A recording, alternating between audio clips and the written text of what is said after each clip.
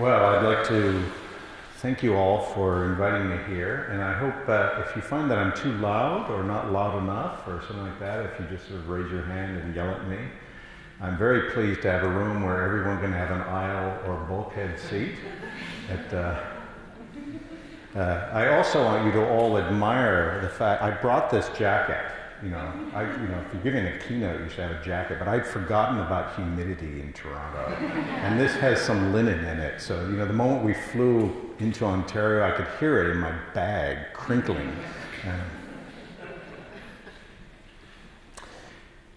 In May of 2013, Edward Snowden flew to Hong Kong with a large cache of documents about the National Security Agency and its Five Eyes partners, like the Communications Security Establishment of Canada.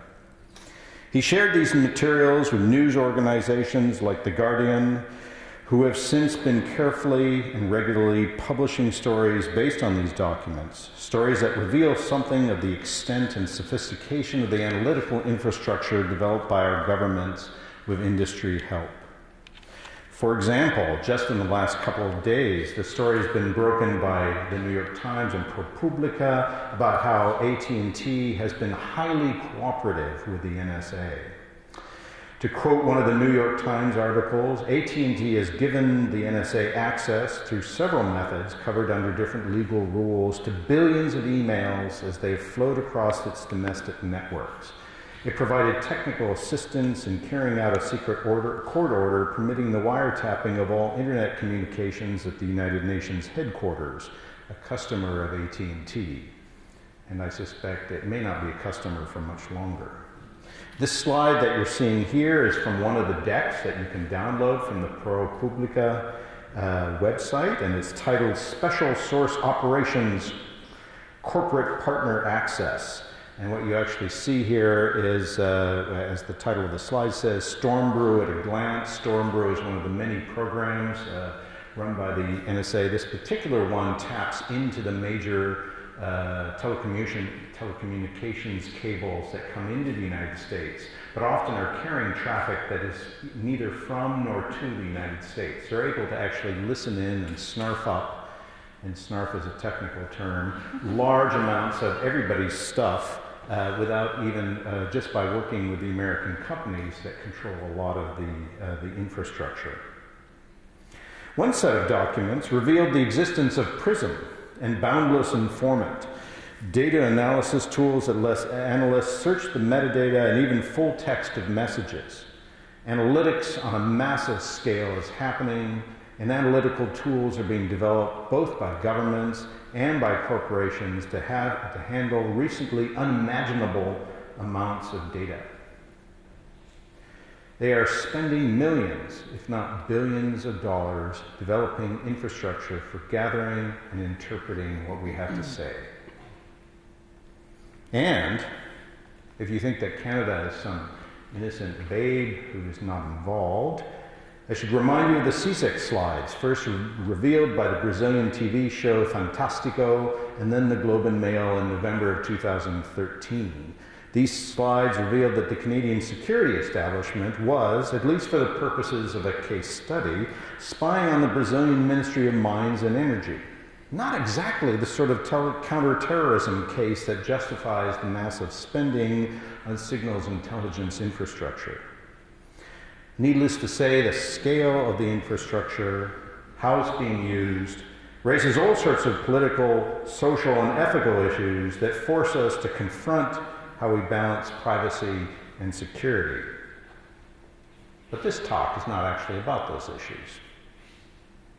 This talk is about the challenge to those of us who work in the academy, who engage with students, to think about how we might teach digital literacies, and in particular, analytics, how we might teach about this infrastructure and teach people to use infrastructure like this. In this talk, I want to argue that the interpretive disciplines, which for me include the arts, humanities, and social sciences, have a special responsibility to engage big data analytics in the face of what we are learning. Why interpretive disciplines? Because that is what this is about. Interpreting masses of data, then trying to predict behavior, at least in some cases, and trying to influence it. Take this slide from the CSIC deck on the Olympia system. This is where the speaker explains the hypothetical questions that Olympia can help an analyst answer. It's but one example of how these tools are being presented within the Five Eyes community as question answering tools. What is being presented is a hermeneutic. It's a set of questions as tactics to guide interpretation. This is how you, if you were a good analyst, should do it. This is the sort of a cheat sheet on the types of questions you might be asking and using this software for. And then the rest of the presentation proceeds to show how you would do this in the case of the Brazilian Ministry of Mines and Energy. Claims are being made about what questions you can ask of masses of data, what interpretive tasks you can automate, and what you can learn through analytics. And these are questions and claims that we in the traditional interpretive disciplines should care about, which is the point of this talk. Why and how can we engage the emerging field of big data or data analytics? So what I'm going to do in this talk is first, I'm going to try to give you some reasons why I think we should do it. I'm going to try to convince you of the importance of engaging analytics across the curriculum, especially in the interpretive disciplines. In fact, I'm not going to do it here, but I actually would go so far as to say that it should be taught in the humanities, social sciences, and arts, more so even than in the computer science.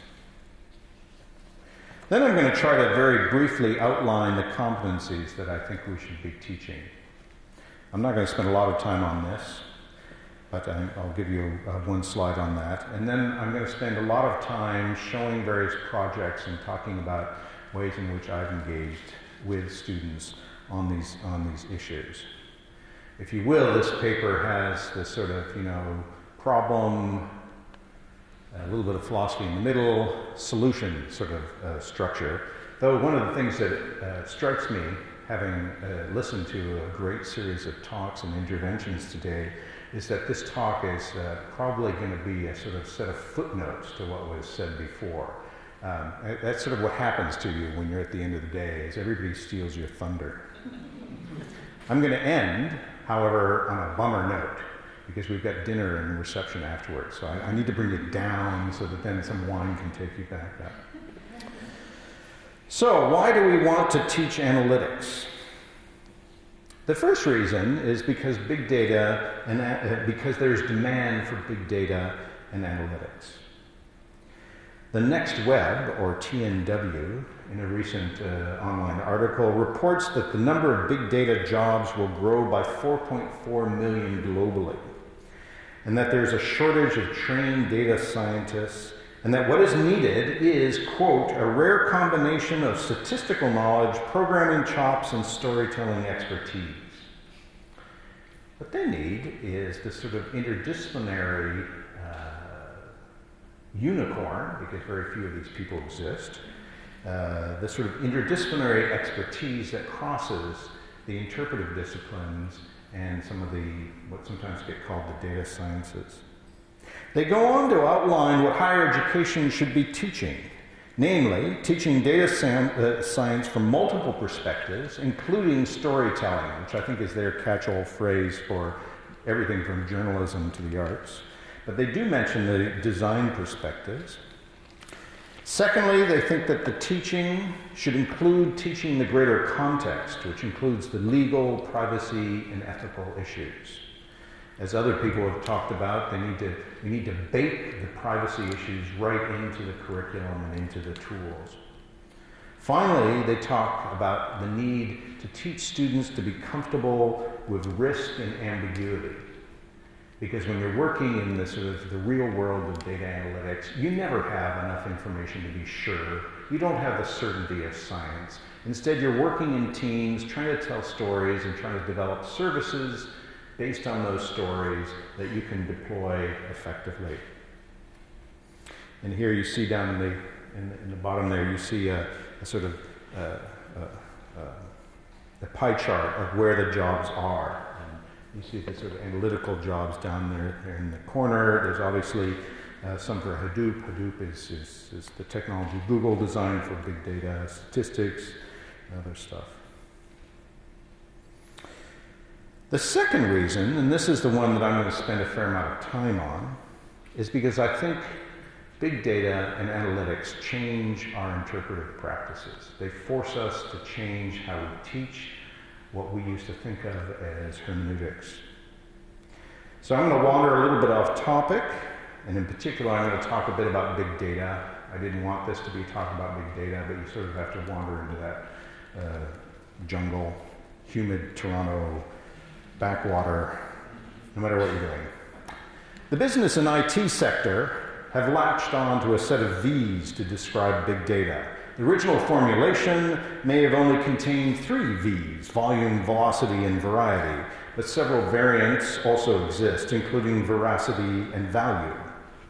The idea is that due to technological changes in how information is created, stored, and transmitted, there's now a lot, big, volume, of heterogeneous data, variety, by which they mean that it comes in all sorts of different formats. It's not nicely structured the way databases used to be. It's sometimes flowing by very quickly, velocity. Remember that graph, showing the sort of carrier hotels where the cables come in? There is a lot of data going through those hubs. And from which businesses and governments can extract new truths, veracity, and make money, value. As the big in big data suggests, the volume of data is the novel factor, but that doesn't mean that there's a precise size after which some data is big. I'm always reminded of the term new media and how, the new and new media is a moving target, and the big in big data is also a moving target. It's more a matter of the size provoking a change in how you handle the data and interpret it. For computer scientists, the interesting thing about big is how you have to design new infrastructure, new algorithms, even new programming languages to handle the terabytes or exabytes or petabytes. For the humanist, the challenge of big data is what to do with more information than you could reasonably read or sample. For the sake of this presentation, I'm going to concentrate on what happens when the amount of data gets beyond the point where traditional human forms of analysis work. Big data is when we're challenged to change our interpretive practices, both to handle the data available in massive cultural collections or to understand the hermeneutical assumptions of the analytics that surround us. And that is a change that challenges the teaching of interpretive disciplines.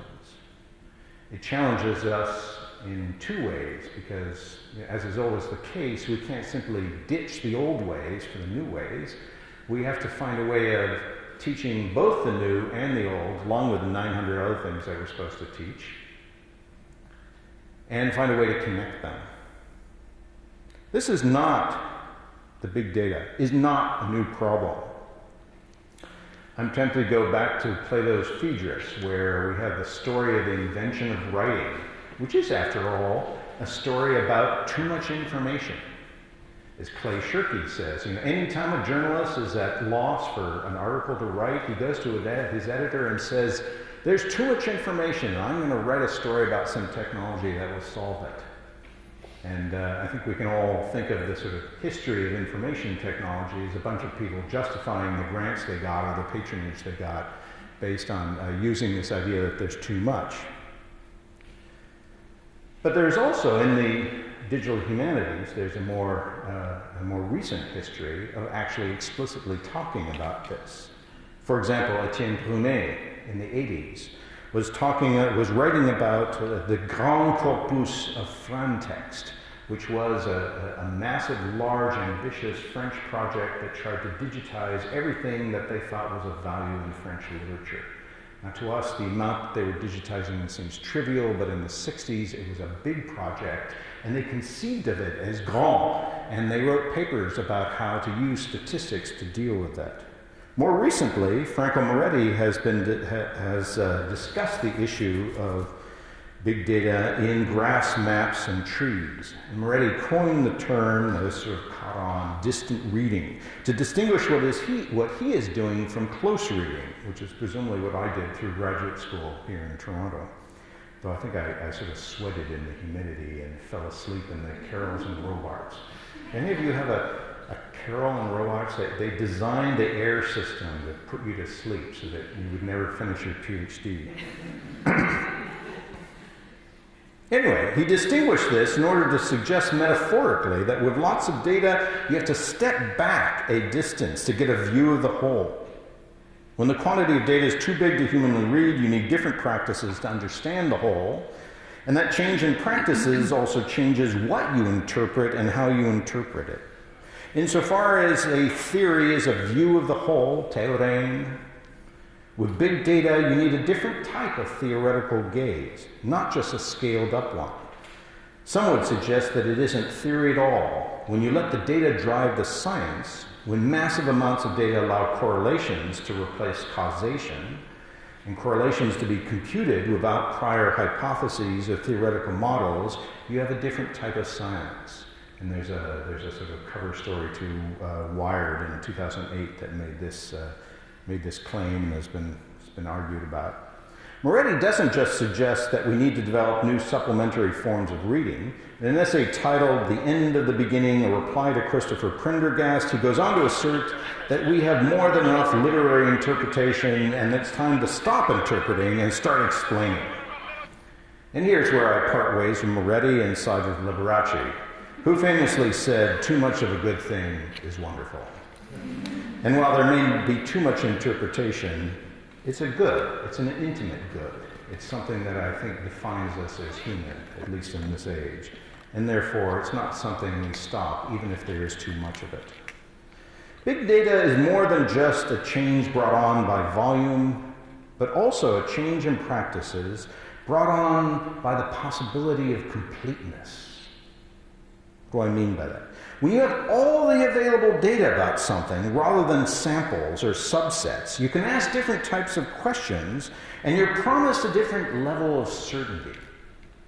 And this is some of the hype to big data, is it seems to come with this promise of the certainty of everything. You can even move from distant reading down to interpretive detail and then back out, combining what Matt Jockers calls macro-analysis with the close reading. You can do the old and the new and zoom back and forth sort of dynamically. And this is what the NSA wants to do, though for surveillance and predictive purposes. They don't just want samples in order to understand terrorism. They don't just want to be able to track any identified target's communications.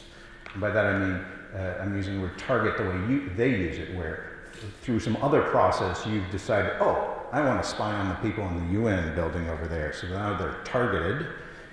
They want to gather and preserve, at least for a window, all the data, so they can backtrack on that which they did not target. And even more importantly, they're experimenting with whether or not they can identify new suspects through sophisticated profiling and predictive analytics, trying to predict who might radicalize before they act. This is not a new idea. Companies have been doing this for some time. Many of you have probably heard of the target pregnancy. It's not really a scandal, but the story. There is a lot of money to be made in commercial predictive analytics. I was at a talk giving a keynote somewhat like this, and the other keynote speaker was the head of analytics for a major American insurance company. And he talked about the moments when people make major decisions and change their insurance. One of them, for example, was marriage. Two people, different insurance packages, all of a sudden they're going to get rid of one. You can imagine how much money it is worth to an insurance company to be the company that knows first that a couple is getting married so that you can send them the upgrade to the married couple package deal, and so on and so on and so on. One of the problems, of course, and I'm not wandering way off my script here, is that the types of predictive analytics that they do in the commercial world, where false positives have no real negative outcome except for target, don't really work when it comes to signals intelligence and terrorism. But that's a separate issue. For these new approaches, predictive approaches, they need as much data as they can get. They need data beyond that of just identified suspects. They want to work at multiple levels without being limited to sampling that would constrain them only to those levels that they had received clearance for. This desire is something we as scholars should understand. Before we start casting stones at the NSA, we should remember that we have the same archival fever to know everything. We want our libraries to have it all and have it at hand so that I can get at it. And we somehow think that our desire for everything and completeness is pure in a way that the NSA is not. Finally, the value of big data lies partly in the secondary and unanticipated uses. This creates particular problems for our notions of informed consent. You know, if you ask people to give you data for a particular set of purposes, but the real value lies in that which you do not know at the time in which you ask, then by definition, you're not going to get informed consent for that which you didn't think of at the time. And again, humanists should be familiar with that desire to iteratively try new questions and serendipitously follow any interpretive path, even one not anticipated by the author or archivist. How many of us have interpreted something in a fashion that we know the author would not have approved of? We have banished the author. The author is dead.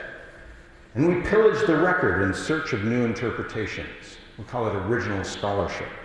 Why should it surprise us that companies also want to use data to give them unanticipated, original, and innovative views?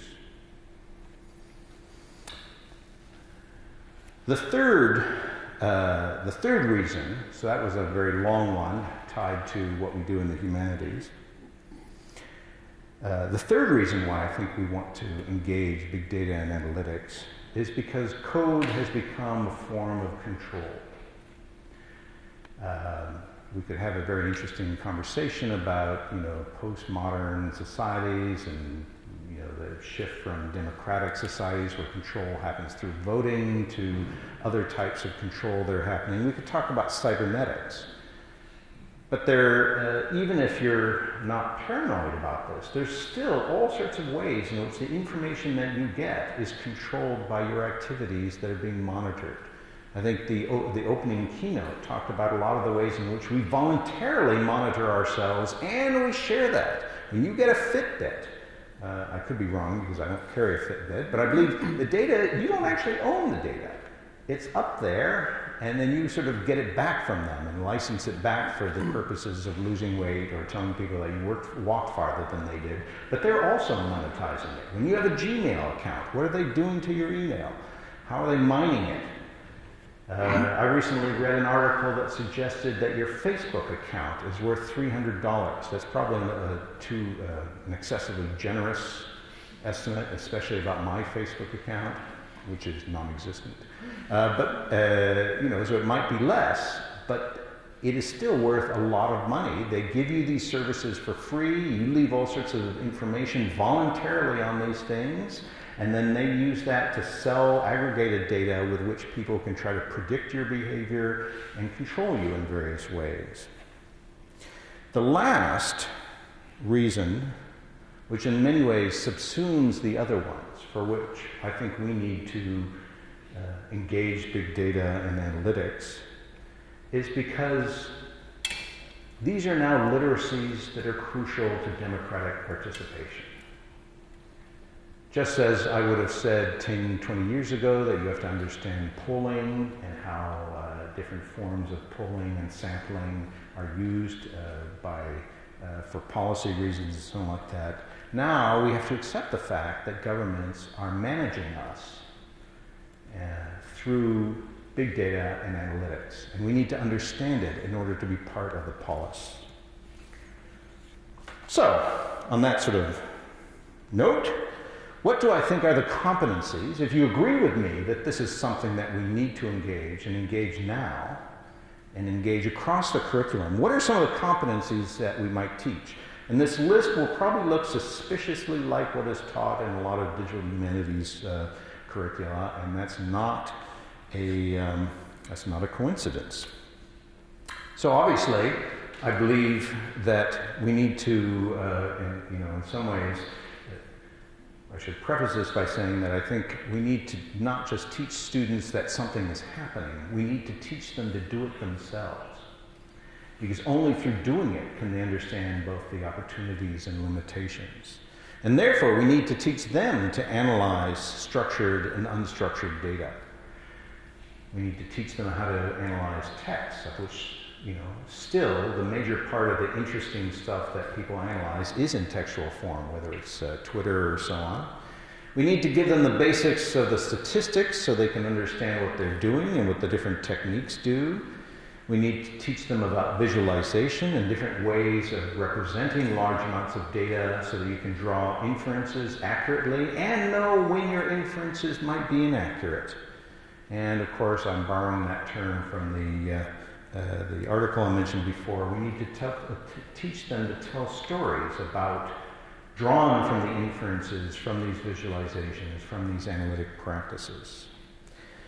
Stepping it up a level, we need to, in order to teach them to analyze, we need to teach them to use the tools of analysis. And we've actually heard, there have been a number of talks today in which people are talking about weaving in different types of tools and storytelling tools into the curriculum. I would go further and say that where students are interested, we should teach them to be able to adapt and even build their own tools. And we're seeing a whole slew of sort of authoring environments, if you will, for analytics, and I'll show some a little bit later on. And analytics is nothing if you don't have evidence to study, data to study. And I think this is where sometimes people get so focused on the statistics and the tools, they forget the data. You need to understand data, how to build a corpus, what the limitations of a corpus are. Those complete corpora are not actually ever complete. They are always surrogates.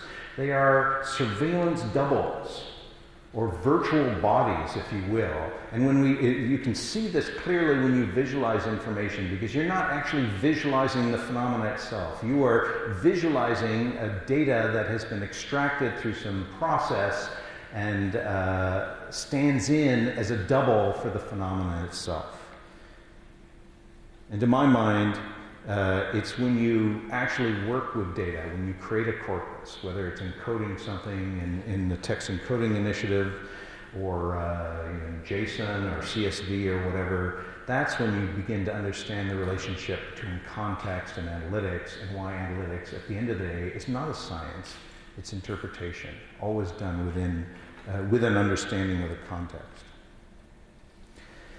The importance of data, of course, leads to the importance of managing data. And I think we have a lot to learn from the library and information sciences and studies. And lastly, I think many of the skills that we have traditionally valued in the humanities, understanding the history of phenomena, being able to research the history of a technology, being able to critically assess claims to knowledge from data, those skills are also important, and one of the ways that we can genuinely engage this as humanists. So now I'm switching to showing you different ways that I try to engage students and work with students on analytics. So that was the heavy part, now comes the show and tell part. Now comes the part where if I zip by something too quickly, you can put up your hand, or if you're sitting close to me, you can wiggle your eyebrows. So I don't have my glasses on, so I think only like 2 rows up can I actually see eyebrows wiggling. So feel free to stop me, because I'm going to zip by some stuff. The first thing that I think we've got to do is to start exposing students and getting students to realize how many analytical tools are already out there in the wild, in websites, journalism websites and so on like that. They're all around. This, for example, is from January 23rd, 2007. It's from it's an interactive that the New York Times developed after George W. Bush's 7th State of the Union address. It was designed to allow you to compare the different State of the Union addresses. You can't see a thing, can you? All these subtle visualizations. Subtlety is wasted on you, isn't it?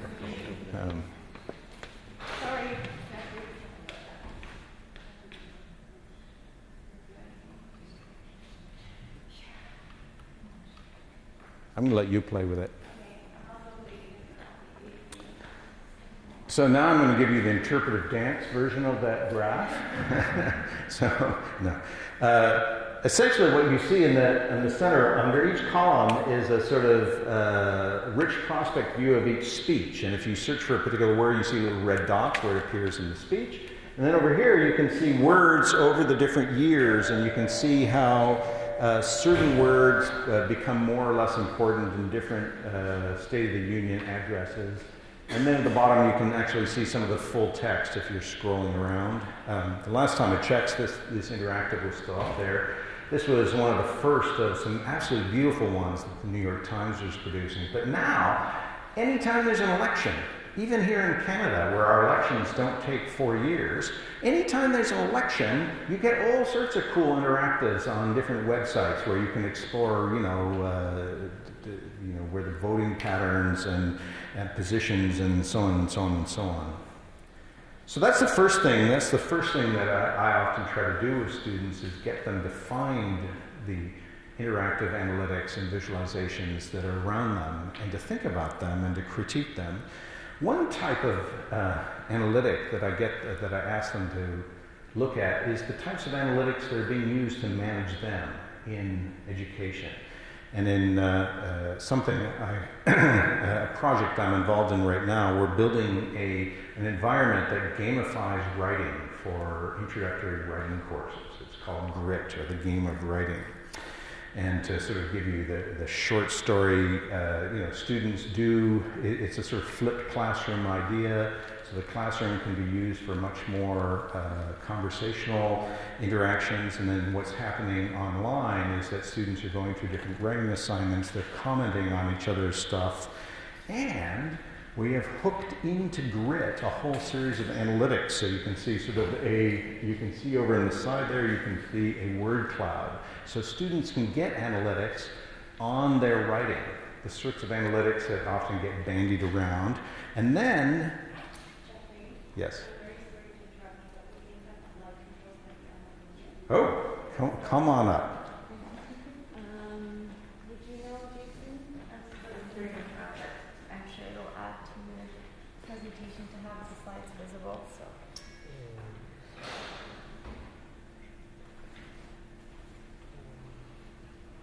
Yes, I don't know.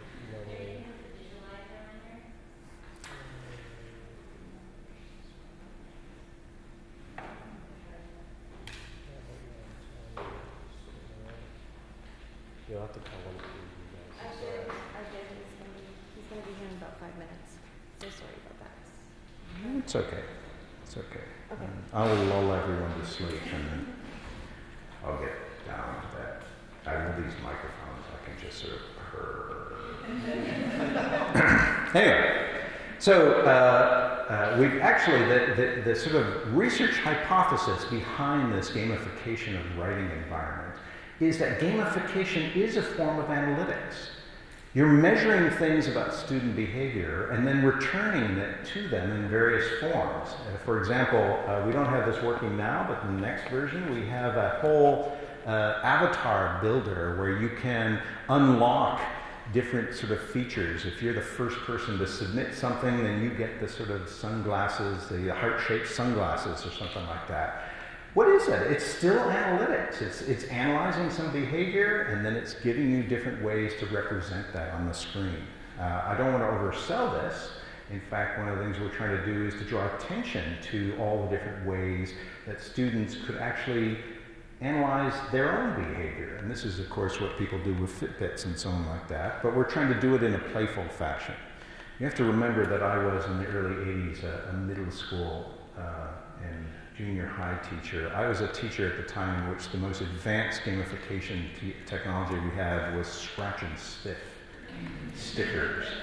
And believe me, I think they actually worked better than some of this stuff does. Here you can see some of the analytic environments that we've sort of designed for the next version, where you can see a lot of this environment is actually designed, and there's some nice papers earlier today about getting students to comment on each other's stuff, and then we can actually represent it as sort of network graphs and different dials and so on like that that show what you're doing. The next tool I want to talk about, this is one that I've been working on and one that I recommend to you if you're interested in teaching text analysis in your courses. The tool is called Voyant. It was called Voyeur, and some good friends of ours pointed out that there was in English, and I need to stress that my colleague is Francophone, there was no good meaning of the word voyeur, so we changed it, and we're very thankful for those who pointed that out to us. But Voyant now, it's available online at voyanttools.org. Version 2 is actually out if you go to beta.voyanttools.org. It's a very easy way for students to start to get going on text analysis. You just go to the screen here, you either paste in some text, you type a URL, you upload a text, just about anything you can do. You can upload Word or PDFs. It tries to do something interesting, and it presents you with this sort of analytic screen. And this is one where you have a combination of different panels which you can just start clicking on. And if it breaks, it doesn't break your computer. You know, it's a web service. You hit restart, and it does it all over. And if you find that it's really slow, you can download it and run it locally too. So it's used a lot by instructors. We get something in the neighborhood of 50,000 runs a month. We can often, if we're looking at the data, we can tell when assignments are due because we get all of a sudden everything spikes and something like that. And if you are going to use it, and if you have a big class, please talk to us because we've actually worked with Compute Canada we have the ability to run a bunch of mirror versions so that your students have alternatives if all 100 of them do the assignment at midnight Sunday, which of course students in Toronto don't do. Yeah. Geoffrey, I just mentioned that there's actually going to be a Voyant Tools workshop at Ryerson, one of the afternoon workshops if people are interested in exploring. Fabulous. And actually, you can see on that link down there, you can see my script for teaching it. Now, this is my script for when I'm running a workshop for colleagues. It's not necessarily what you would use with other students and so on like that. But Voyant is good not only at this sort of text analysis, it actually has a whole idea of skins. You can build different skins with different tools. This is a skin which is sort of optimized for what we often call data mining.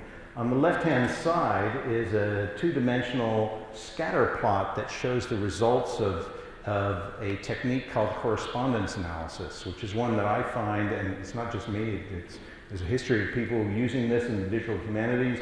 Correspondence analysis has a neat way of showing you potential clusters of words and documents. And so you can sort of explore that. You can zoom in and out. You can also see the list of words that are being graphed.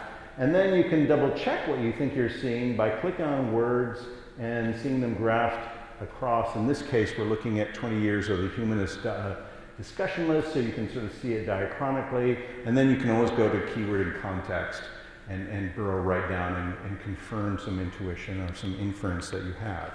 So you're not stuck with the standard view. You can sort of build these different views. And Voyant 2 allows you to do that in a more, I think, a nicer fashion. Voyant has another thing, which is not used that much, but it's a feature that we're very fond of, and is the reason why we titled our book, which is going to come out hopefully this fall from MIT Press, Hermeneutica. Because Voyant allows you, if you see something interesting, you can export an interactive panel and place it into another web environment, like your blog or your or a wiki or something like that. And that you're not just you can put a static image, but you can put the interactive environment itself. And what we're trying to do, we've been thinking a lot about the life cycle of research and how analytical tools can, in some sense, follow you from when you're trying to develop ideas right to when you're trying to share those ideas with other people. Now, admittedly, I think this is it's something that a lot of people, you got to know enough about HTML to be able to drop stuff into WordPress or whatever if you're using that. But it has that capacity to embed hermeneutica. And as Jason pointed out, I've actually cornered the market on philosophical domain names. So if you put a dot before CA, I have Philosophica, Dialogica, Theoretica, hermeneutica, methodica. I could not get analytica. That was the one that was taken. I had theologica, and then somebody wanted it, so I gave it to them. And I gave humanistica off to the French Society for Digital Humanities. So I've got just enough of these domain names for one serious project for the rest of my career. So you can always tell when it's a Rockwell project. So now I'm going to talk about something, a different type of project, and this is something that Jason talked about.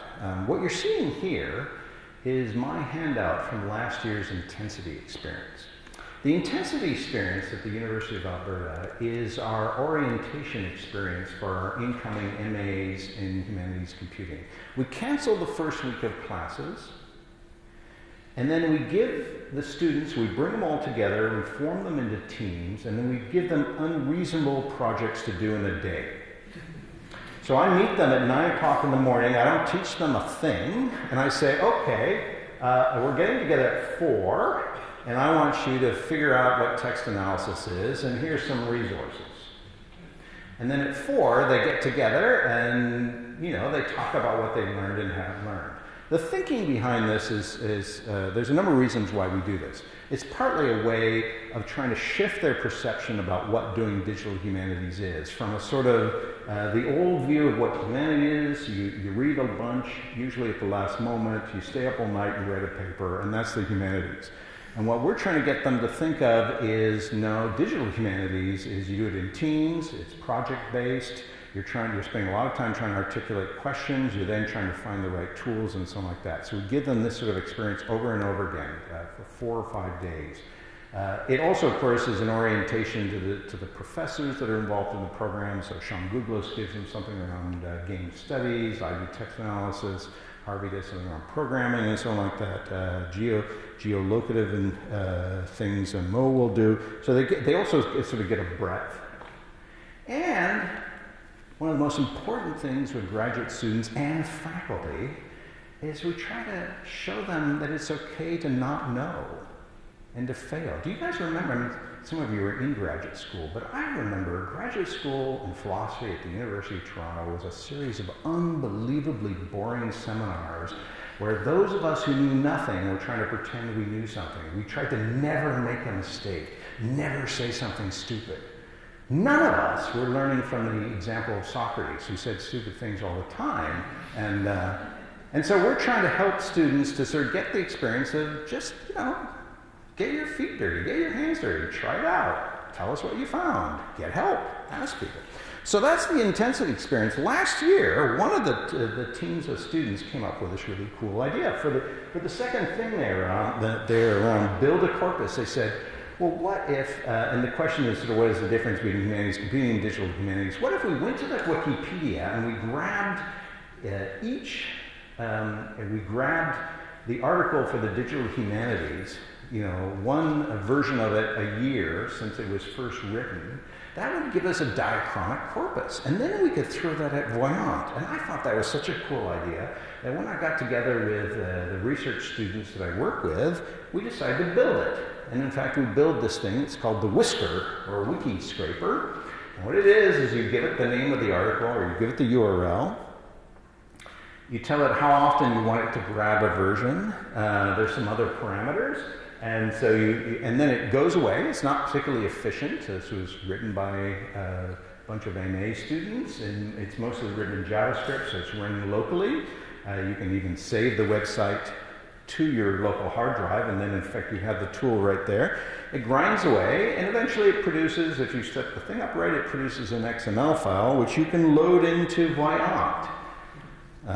And here it is. This is actually Voyant 2. I've loaded it, and what's really cool in Voyant, this is terrorism. So I've grabbed terrorism every year since 2001.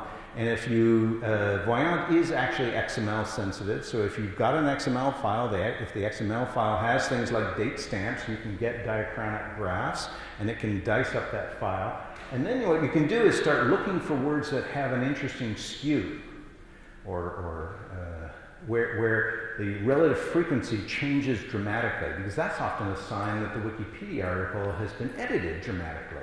And sure enough, there's a whole mess of words that get sort of introduced somewhere I can't see this any better than you can. I think it's around 2008 or something like that. A bunch of words that all of a sudden kick in. Things like state terrorism. You can see that a sort of simplistic article about terrorism, all of a sudden somebody came in with the big guns, starts quoting people and something like that. So that's an example of a project that came from students. They came up with the idea in my Friday sort of lab meetings. So every Friday I have a sort of rolling lab meeting where all the different projects would meet. We talk about what we're doing. This is essentially the sort of email I might send out. The initials are the different students. Because the meeting takes about 3 hours with a number of projects, when I'm super organized, I send out this sort of agenda so that people don't have to stay there all day, and they can come to the projects that are important. And that you can see how we sort of take that, and we're able to take these projects to the point where, as Jason said, the students are presenting them at Congress, which I tell you really motivates the students to actually, in their first year of their MA, to be giving a paper that they, not just that they imagined and took it to completion. So, some of the other problems that have come up in these things. So we decided at a certain point that it'd be really interesting to look at how big data is being visualized. And so I had a bunch of students with design backgrounds. We looked at a bunch of stuff, and then we sort of said, okay, can we categorize these? And we came up with a set of categories. One category we had was the hairball problem. The hairball is when you have too much data. And so then we said, okay, we want to get some too much data so that we can then start experimenting with visualizing and building interactives that allow you to navigate too much data. And this is all coming out of the conversations. And lo and behold, the Rob Ford thing was blowing up. So we said, can we scrape all the tweets having to do with Rob Ford? And we did. We were getting about 1 million a day at one point there. And then the graduate students had a design experience. We sort of said, okay, what do we do with millions of tweets about Rob Ford? And they started coming up with different ideas, visual ideas, and then the students who had the programming experience worked with them, and this is one of the, you can go see a lot of these experiments at that link. This is one that I don't think actually worked completely, but it was a pretty cool idea. One of the problems is that we have so many tweets and they can't all be loaded into the browser, so you're sort of limited to looking at about 2 weeks of information. But then you can sort of follow different other hashtags and something like that. This is right around the time when Rob said nasty things about his wife, Renata. So all of a sudden Renata sort of peaks and then disappears and stuff like that. So it's, but that then led to another project. Once we had this Twitter scraper, we're then looking around, and a bunch of us work in the area of game studies, and Gamergate blew up. How many of you know about Gamergate? So the rest of you need to grab somebody who knows about Gamergate and ask them about it, because I don't have, I think we've got dinner at 5:40 or something like that, so I can't tell you about it. But Gamergate exploded in the gaming community as almost a culture war. I wish we'd been thinking a little bit clearer, but we started somewhere in September or October, we started grabbing the Gamergate tweets, and we are still grabbing them. And this is just a sort of graph of each day and how many tweets we're getting. Gamergate has sort of started to consume a group of us. We now are gathering probably the best data resource for anyone who wants to in the future study Gamergate, and we're starting to build the first visualization tool. So some of you may remember that Newsweek did a study along with a web analytics firm. They had almost no details on how they did it and something like that, but they did a study in which they claimed to show that harassment of women in Twitter was more of an issue than media ethics, using sort of keywords instead of tweets. So we decided to see if we could reproduce that. And we built an analytic tool which you can go in and play with, where you can see the high frequency words, you can click on them, you can see them graphed over the months that we've actually processed and something like that. And you can ask yourself if you can start drawing inferences about the Gamergate community, if we want to call it that. And that's just the first of a number of things that we're working on.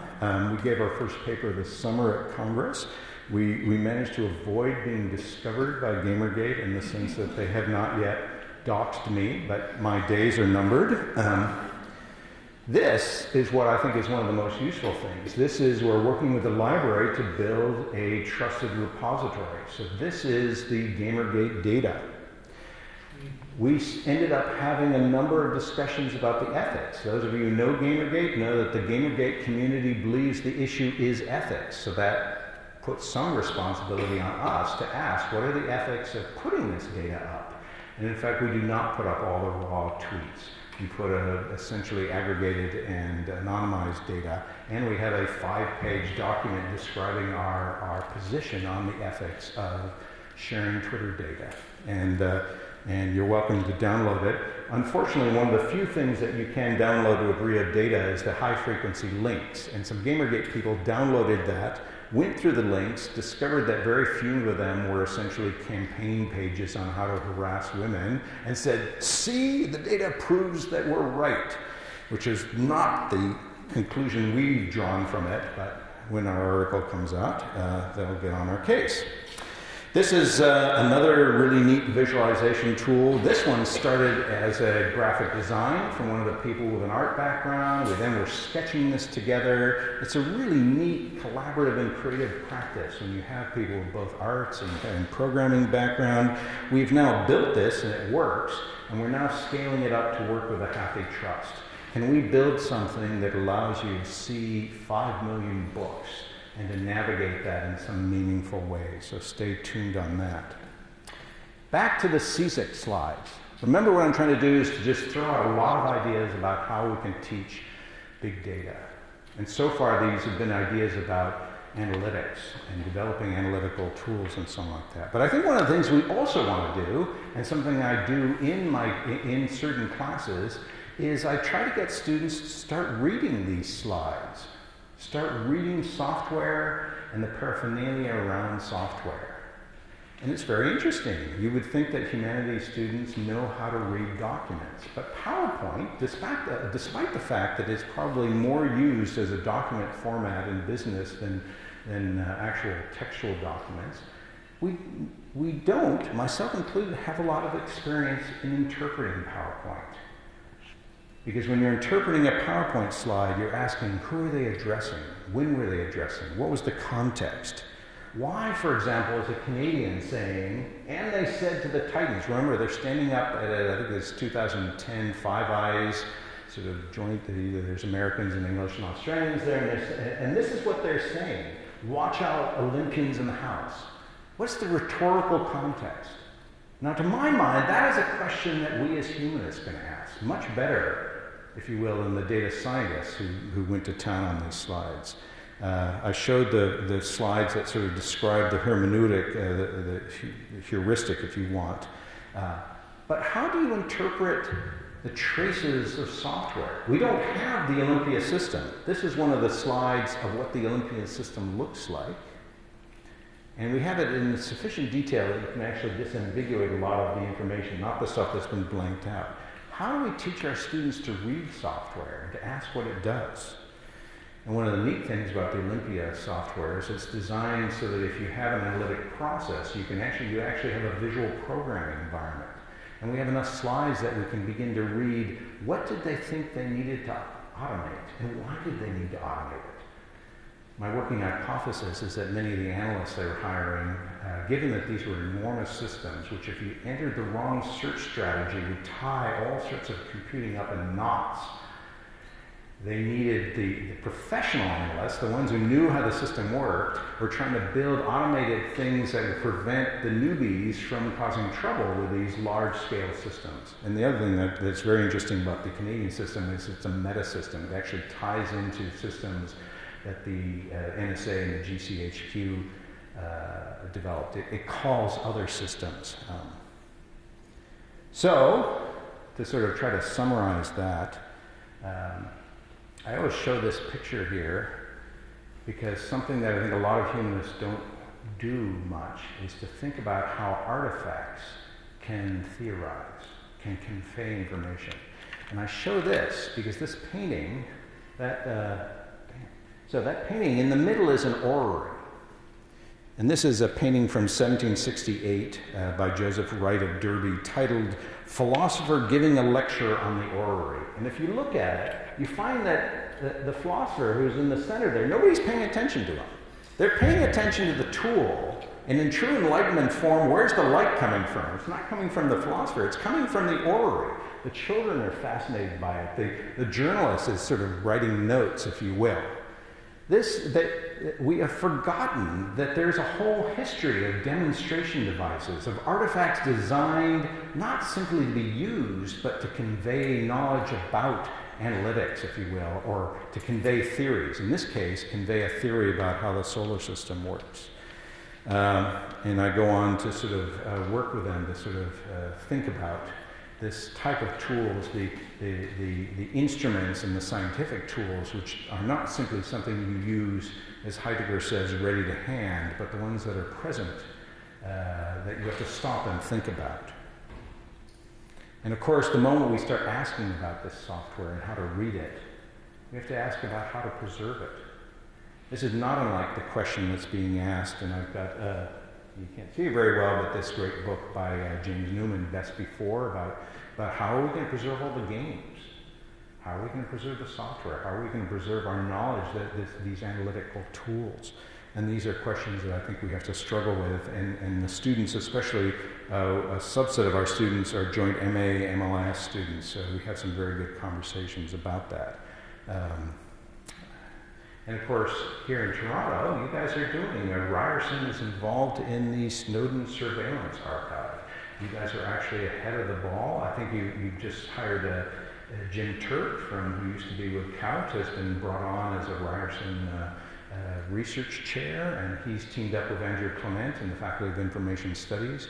So they keep on dropping letters. It used to be FLIS and FIS. What is it, just Phi? Or is it just I? It's just I now? Okay. So anyway, Andrew Clement's at I. He's probably I Clement now.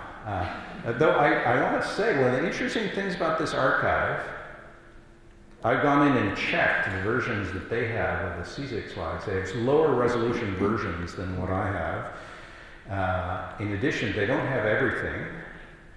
But another thing that's interesting is it's not being hosted at either of the universities. Both Ryerson and, it seems, U of T were too scared to hold the Snowden archives.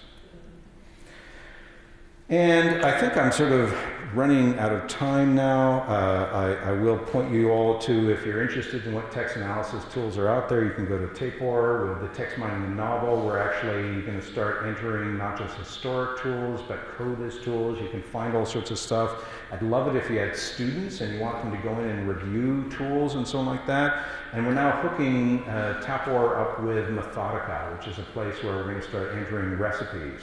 A recipe, to my mind, is where you describe a research task and then show people how they could do that. So we're trying to gather methods together. And we're doing this in conjunction with DIRT. We're also hooking up with DIRT, which is another really good tool registry place. And the thing that I'm my next book on, which is going to be Epistemologica, so you can stay tuned, we are working with notions of notebooks and literary programming. This is a Mathematica notebook. If any of you have played with IPython, this is a really neat way to start teaching students to program. It's a very different paradigm for programming, and I can talk some more about that. But I'm now going to sort of end on my bummer note. So let me conclude by talking about surveillance fatigue. Something I have dealt with personally, and something we deal with when we talk about analytics and surveillance with our students. A Guardian story quotes James Bartlett, director of the Center for the Analysis of Social Media at the Demos think tank, to the effect, "What I think the Snowden revelations have done is certainly created the impression among the public that the spies are scooping up everything," which is not actually true. Everything we do, all the data, every swipe, every click, every bit of browsing history. So they're omnipotent and they're omnipresent. In the face of massive surveillance programs, not only by our governments, but also by companies to monetize our data, it's hard to know what can be done, and it's easy to give up. It seems that the future arrived much faster than we expected, and now it is too late to roll anything back or to reclaim the agency. It's easy to be scared that confronting government surveillance might make you or me a target. Ever since I've started writing and blogging on some of these issues, I must admit I have my moments of paranoia. Every time my computer hangs up, I'm sitting there going, okay, now which NSA program hangs up your computer when you're trying to do something like that? You know, it's very easy, and probably I'm just paranoid, but it's very easy to fear studying this, because of course one of the things about surveillance is that you internalize it. One of the features of the surveillance is that you end up being the person who polices yourself. So, who wants to look too closely at a government? What student wants to pay too much attention to corporate analytics, especially, and to write critical things about corporate analytics, especially if they're hoping to get a job with a corporation? And if you think I'm kidding, I've had students who were very worried about that. And such thinking leads to a form of apathy or detachment, or what I called before fatigue. And I want to mention some of the variants of this. One variant is the argument that privacy is over. Mark Zuckerberg of Facebook is famous for saying that people have really gotten comfortable not only with sharing more information in different kinds, but more openly and with more people. The social norm is just something that has evolved over time. And you've heard this argument. Get over it. You're an old fart, Geoffrey Rockwell. Young kids are fine sharing everything until they, don't get a job because there's a picture of them doing stupid things with beers. A second argument that you hear, and this is one that I hear more from my colleagues, is that these analytic devices are just tools. There is no ethics to them. There's no politics to them. I don't need to worry about this. To be fair, most of our colleagues in the data sciences are smart enough to know not to put that in writing, but you still hear variants of it from computer science students and so on. Interestingly, this defense stands in contrast to the recurring future hype that this or that computing technology is inherently democratizing. When I was in graduate school, I was an Apple research partner. I got taken into Apple Canada in Mississauga. I got shown a video of the then President Scully telling us how personal computers, especially the Macintosh, were going to liberate people. How recently, Arab Spring, Twitter and Facebook, democratizing, liberating technologies. If you want an antidote to that view, and a very nuanced view, Langdon Winner has a nice essay called Do Artifacts Have Politics? And he does not land on they definitely have politics. He's actually more nuanced in ways that are interesting. The last sort of view that we often have to confront is this view of, I've got nothing to hide. There's nothing wrong with this surveillance. If it catches terrorists, that's fine. I've got nothing to hide. And those people who are worried about privacy must be the ones who are secretly pederasts or something like that. And in many ways, I find this the most pernicious. Either way, these are some of the attitudes that we have to confront. I don't actually think that these attitudes are new to analytics. I think as profs, we've always dealt with our own and our colleagues' apathy and recurring questions about whether or not we're really teaching anything of value, and questions from our students about whether or not what they're learning is actually going to make a difference. It's something we will always deal with. I don't have answers to it. But I am amused or intrigued to see the answer that Snowden himself came up with. And this is a quote from Glenn Greenwald's book, No Place to Hide, in which he talks about how the lessons Snowden had learned from immersion in video games, he said, that's Snowden, was that just one person, even the most powerless, can confront great injustice. The protagonist is often an ordinary person who finds himself faced with grave injustices from powerful forces and has the choice to flee in fear or fight for his beliefs. And history also shows that seemingly ordinary people who are sufficiently resolute about justice can triumph over the most formidable adversaries. Thank you very much.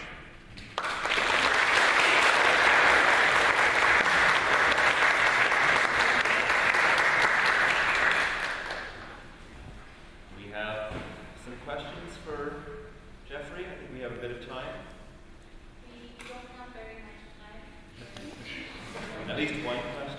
A real singer? A token question. David? Geoffrey, I wondered if you had any graduate students who have been part of business incubators and tried to tie your work with you to actually creating some kind of marketable product for your graduate work. We have. The example that comes to mind didn't come out of our lab. It was a student. A bunch of us were part of a network of centers of excellence around gaming. And one of the things we supported was a game jam, and one of our RAs, he was actually doing work for me, but as part of this game jam, he developed a game which is now being sold on Steam. I don't think he's ever going to finish his thesis because his company, he and two other students, their company has taken off. It's not making millions or anything like that, but it's, and he went through, we have at the U of A, we actually have what's called an e-hub, entrepreneurial hub. And one of the nice things is that business listened to the Faculty of Arts. It has, they have a wider idea of the types of entrepreneurship. They actually include ideas of social entrepreneurship and something like that. But that's the one I can think of where they took it, they got support to commercialize. They had some interesting nightmare stories that I can tell you over dinner, but it's going okay. So that's one example. I think of some other ones. We certainly had a lot of students who have gone on to get money. I have a student right now who's working for ATB, the one who programs some of these things. He's working for ATB Financial.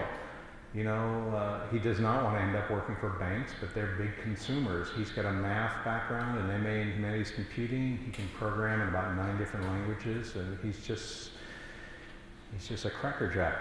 He's very good at this stuff. Well, let's continue this conversation over